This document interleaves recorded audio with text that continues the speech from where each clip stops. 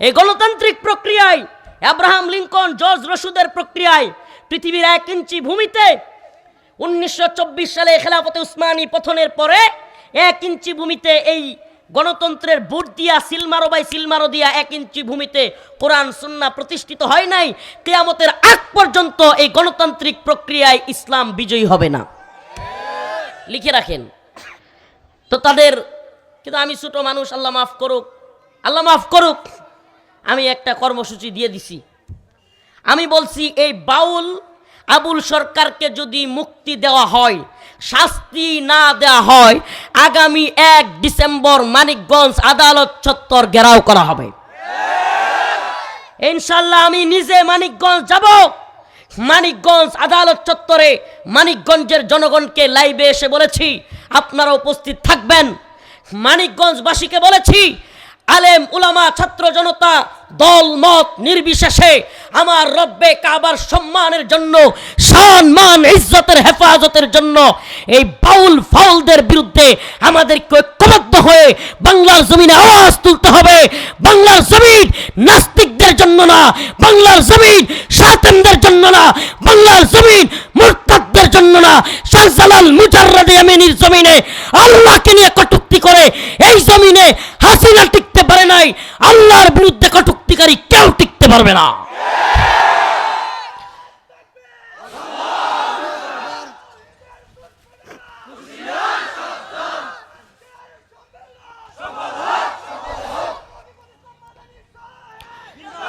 ব্যক্তির স্লোগানের দরকার নাই, জয়গান হবে একমাত্র আল্লাহর। জয়গান হবে কার?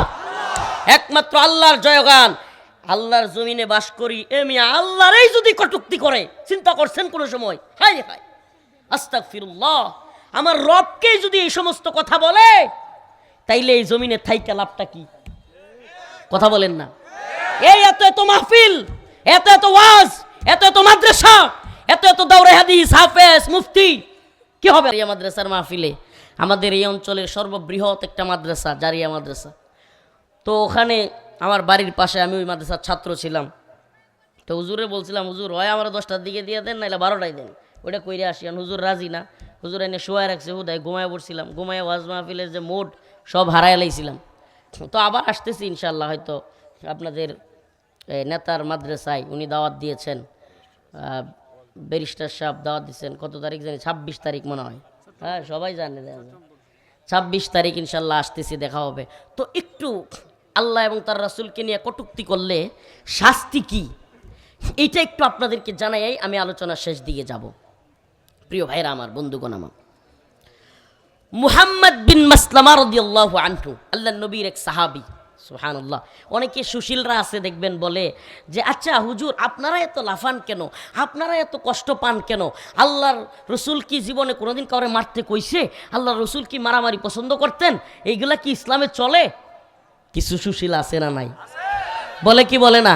মানে ফিলিস্তিনে, আফগানে, মায়ানমারে, কাশ্মীরে, মালিতে, সোমালিয়ায়, ইরাকে, ইরানে, ইয়েমেনে, সব জায়গায় কাফের মুশরিকেরা আমাদেরকে টনকে টন বোমা ফেলবে, আর ওরা বলবে ওম শান্তি। মানে ইসলাম মানে হলো শান্তি। এরা কি করবে? টনকে টন, কেজি কেজি না, মনে মন না, টনকে টন বোমা ফেলে আমাদের বাড়িঘর ধ্বংস করে দেবে, আর বলবে ইসলাম হলো শান্তি, তোমরা অস্ত্র হাতে নিও না, তোমরা কিছু করিও না। ইসলাম কি এরকম ছিল? আল্লাহ রসুল সাল্লাল্লাহু আলাইহি ওয়াসাল্লামকে কষ্ট দিত ইহুদিদের এক নেতা, নাম হলো কাব বিন আশরাফ। কি নাম? কাব বিন আশরাফ। আল্লাহ রসুলকে কষ্ট দিত।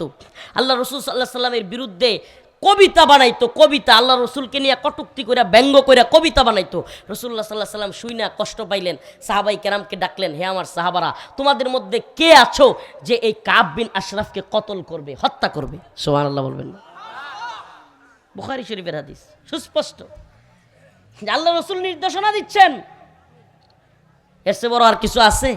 র্যাব যখন আমার বাড়ি থেকে তুলে নিয়ে গেছে 2021 সালের 6 এপ্রিল রাতে, তখন র্যাব 1-এ আমার রিমান্ডে নিয়ে জিজ্ঞাসাবাদ করে, হুজুর আপনারা যে জনগণকে এভাবে খেপাইয়া দেন, আল্লাহ রসুলের জামানায় ইসলামে কি আছে এগুলো?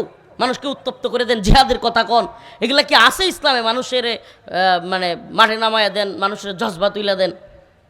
আল্লাহ রসুল কাউরে মারতে কইছে, এগুলো রিমান্ডেও প্রশ্ন করেছিল।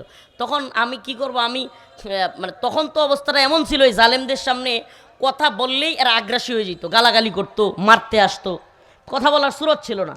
তবুও আমি নরম ভাষায় বলছিলাম, আপনি একটু মোবাইলটা নিয়ে বদরের যুদ্ধের ইতিহাসটা একটু দেখেন, বদরের যুদ্ধ। পরে হ্যাঁ আবার বদরের যুদ্ধ ইউটিউবে সার্চ দিছে, সার্চ দিয়া দেয় সুবহানাল্লাহ, বদরের যুদ্ধ হলো অ্যাটাকিং যুদ্ধ, যেটাকে বলে ইকদামি জিহাদ। জিহাদ দুই প্রকার, ইকদামি, দিফাই।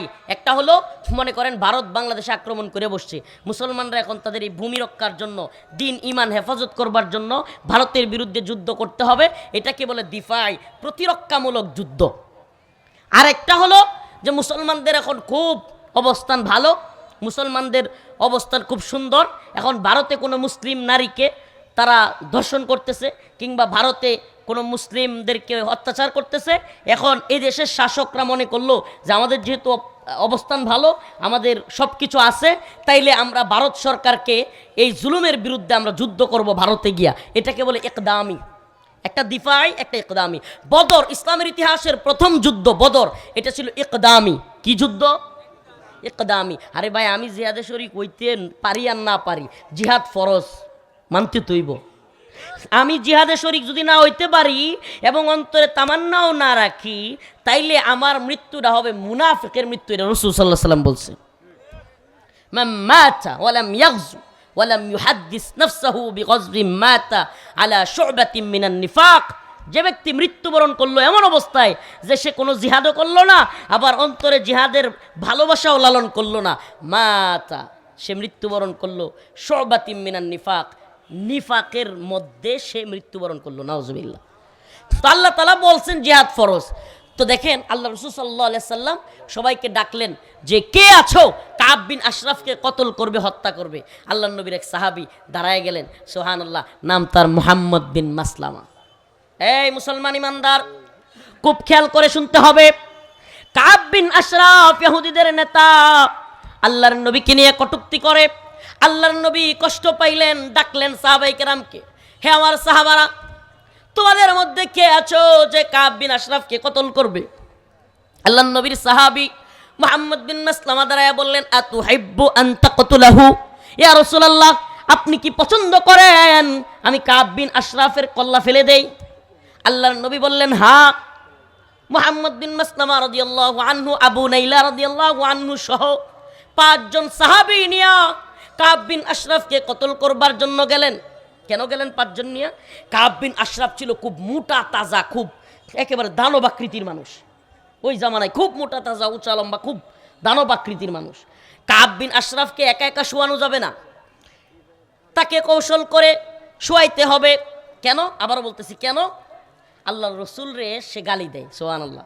ইসলামে সব কিছুর ক্ষমা আছে, আল্লাহ এবং তার রসুলকে নিয়ে কটুক্তিকারীর কোনো ক্ষমা নাই।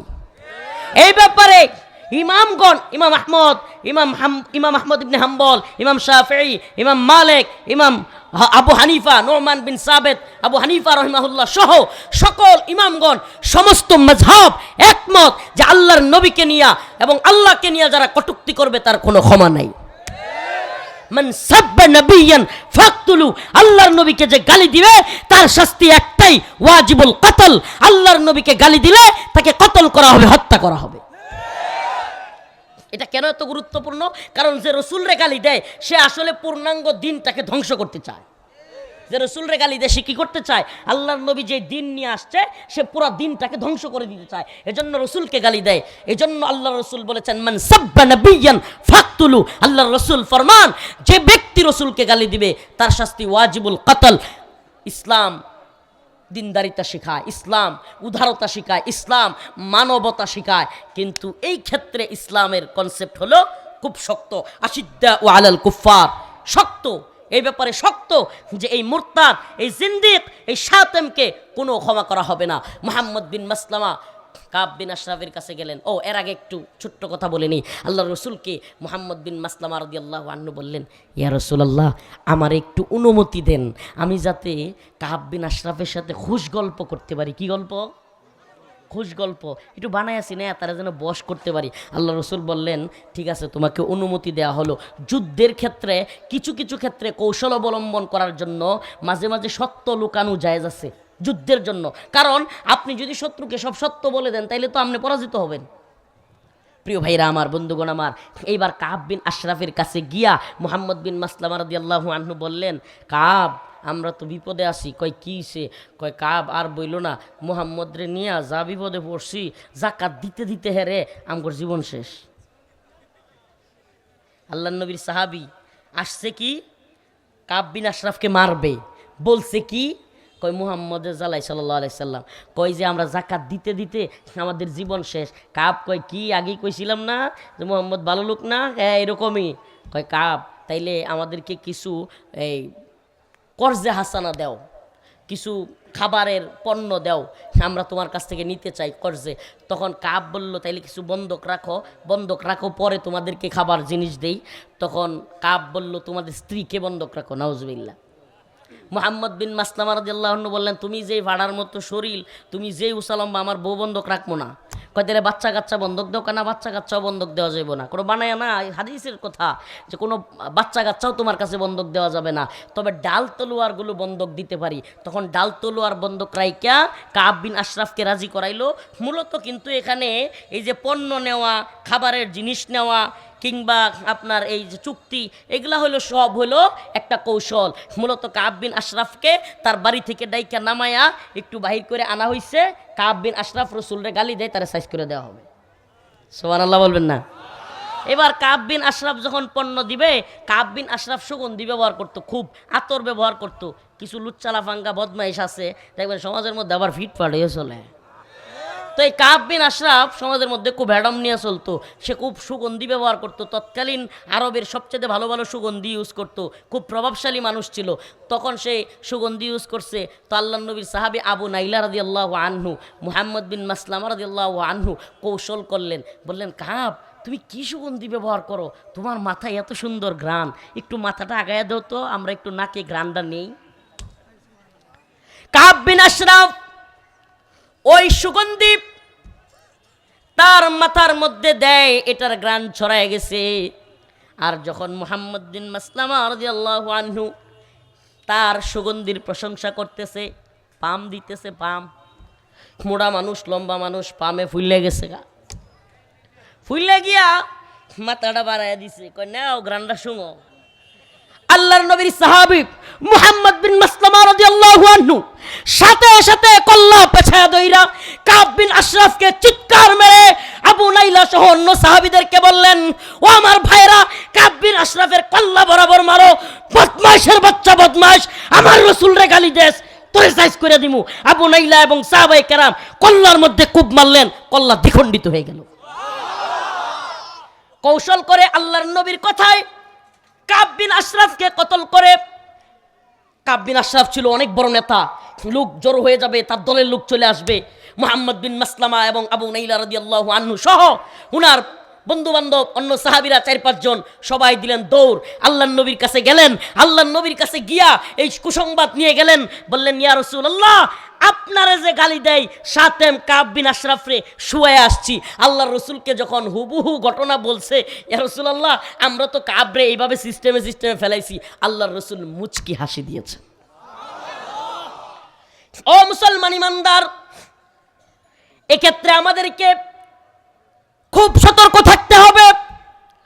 আমারকে নিয়ে কথা বলো, আমার বাবাকে নিয়ে কথা বলো, আমার ভাইকে নিয়ে কথা বলো, আমার নেতা আমার নেত্রী কিংবা আমার দল নিয়ে কথা বলো, আমার অন্তরে আঘাত লাগবে না। আমার জমিন নিয়ে কথা বলো, এত আঘাত লাগবে না। কিন্তু সাবধান, যদি আপনি আমাকে নিজেকে ঈমানদার দাবি করেন, তাহলে অবশ্যই আপনার বাবা মা ভাই বোন এমনকি নেতা দলের চাইতেও আমার আল্লাহ এবং তার রাসূলকে যদি কেউ গালি দেয়, কটূক্তি করে, আপনার অন্তরে তার চাইতেও ভয়ঙ্কর বেশি আঘাত লাগতে হবে। তাইলে বোঝা যাবে যে আপনার আমার অন্তরে প্রকৃত ঈমান আছে। ঠিক কি ঠিক না? আজকে যেই আলোচনা আপনাদেরকে শোনাইলাম, যে লোক বলতেছে যেই লোক এরকম জঘন্য কথা বলতেছে, জাল্লার কথার কি নাই, নাউজুবিল্লাহ। আমি ছোট মানুষ, আমি অদম। এখন তো সব আল্লাহ মাফ করুক, রাজনৈতিক নেতা তাইকে নিয়ে আমার হুজুররাও যারা রাজনৈতিক দল টল করে, ভোট আর জোট নিয়ে তারা খুব ব্যস্ত, আল্লাহরে সময় দেওয়ার মতো সময় নাই। নাউজুবিল্লাহ, আল্লাহ হেদায়েত দান করুক। আল্লাহর কটুক্তিকারী এই বাউলদের নিয়ে কথা বলবার মনে হয় ওনাদের সময় নাই, ভোট আর জোট নিয়ে ব্যস্ত। কি আর অন্যান্য দল রে ওনারা কিছু কইব? যে শুরু করছে খেলাফত আর জমিয়ত, তারা মারামারি করি তো সময় পায় না। ইসলাম কায়েম হইতেছে। শুনেন।